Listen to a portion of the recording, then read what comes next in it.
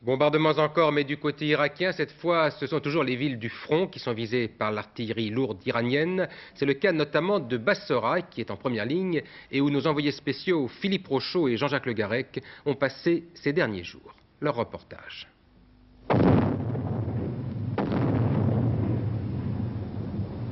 La relance de la guerre des villes, c'est surtout à Bassora qu'on la vit. À chaque tension entre les deux capitales, ce grand port commercial du sud-est de l'Irak reçoit plusieurs dizaines d'obus par jour. Les Iraniens tirent à 20 km de là, depuis leur position, avec des obus de 155 mm. Les alertes sont devenues quotidiennes et depuis quelques jours, la pression iranienne s'est accrue sur Bassora.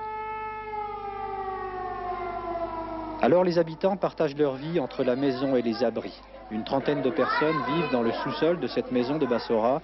Hommes, femmes et enfants se protègent ici, comme ce professeur de l'Institut de musique de Bassora. Tous les carreaux sont cassés chez moi, je ne peux pas rentrer à la maison. Je dors ici chaque nuit avec le reste de ma famille. Je peux sortir de temps en temps, mais je reviens toujours ici. Ma vie se passe entre la maison et l'abri. Je vais chez moi et je rentre ici. C'est comme ça tous les jours. À l'heure des bombardements, Bassora paraît une ville fantôme avec ses sacs de sable qui protègent les rues et ses immeubles aux vitres éclatées. Hassan, le boulanger du quartier bombardé le matin même, n'en continue pas moins son travail pour nourrir la population. Je travaille toujours ici, nous dit-il, je ne sors pas. Même ce matin, quand il y a eu le bombardement, je suis resté ici. Il y a du monde qui vient m'acheter du pain, mais peu de gens restent à la maison. Pour moi, la vie va bien quand même.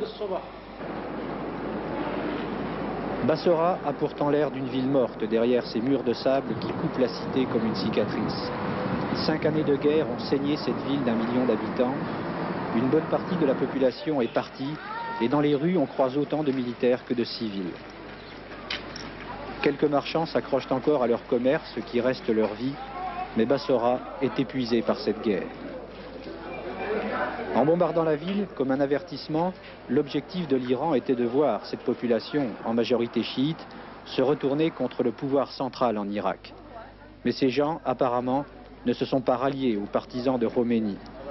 Alors aujourd'hui, ils payent, et très cher, dans cette guerre des villes, qui aurait fait plus de 1000 morts en 3 semaines entre l'Irak et l'Iran.